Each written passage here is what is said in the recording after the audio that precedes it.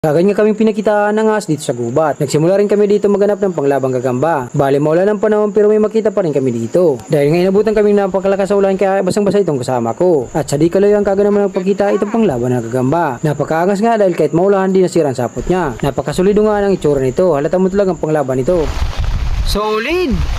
At dito nga nakahuli kami ng napakalaking hito. Bale, all goods na ito mga pre pang ulam bukas. At itong yung itsura niya, napakalaki. Kabaliktaran nga pagpunta namin sa spot, napakaganda ng panahon. Bigla naman bumulusok ang napakalakas na ulan. Pero wala kaming no choice, maglilibot pa rin kami sa gubat para hindi masayang ang gabing ito. Hindi lang kasi kami sanay na masayang ang oras namin. Mas magandang ilan ang oras sa napakagandang buhay. At ito nga sa gilid ng sapa, mayroong tabo. Baka sa inyo po ito, comment nyo na lang para may sahuli na. Kaganda naman kaming rumigta sa spot na may malaking kasili. Bale kasi may baong kaming binuit, manguhuli kami ngayon. Bali kasi pre kung makikita nyo napakalakas ang agos ng sapa. Kaya manghuli kami dito ng mga tilapia. Baka nga rin mahuli namin yung napakalaking kasili. Nagsimula na rin nga ako dito sa paganda ng mga pamain ko. Bali kasi oras na para manganting ng kasili. Bali nga pre yung mga kagamitan na yan tira ko pa nung nagpipishing pa ako. Pag iniingatan nga yung mga gamit talagang tumatagal din. Bali palampain natin ay boy na isda. Paborito yan ng mga kasili at mga hito. Guys, meron kaming itataan na binwit para sa kasili.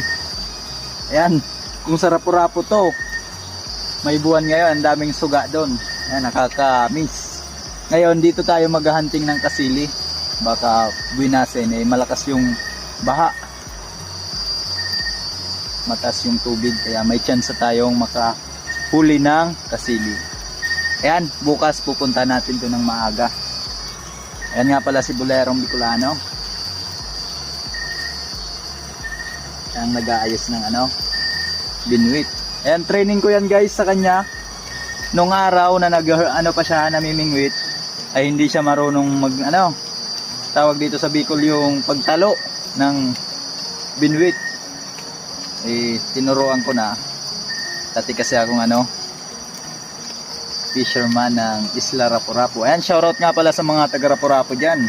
Ayan, shoutout sa mga Rapu-Rapu vloggers, kila Kundoy TV, Insalsa TV, and kay Bay TV. And guys, samahan nyo kami sa video ito. Sana makahuli tayo ng kasili. Unang pain sa kasili, linatag ko na. At sana nga makauli ito para all goods mga pre. Dito nga linagay ko na rin yung pangalawang pain natin. Bali nga pre, ang huling ko nito ay hito na rin. Malalim lang at malabo ang tubig, talagang napakasolid nito mga pre. Bali nga inayos ko lang yung pain at iniwan ko na ito mga pre. Naganap nga naman ako ng spot dito sa gilid ng sapa. Dito sa gilid ng dinaanan namin may nagpakitang gagamba. Panglaban na gagamba tingnan nyo naman, napaka-laki. Dito nga may napili na kaming spot sa pagtataanan namin. Napakaganda at napakalawak ng sapa. Kaya nga agad kong inayos itong aking pagtaan para may sitap na natin ito mga pre. Kaya naman mga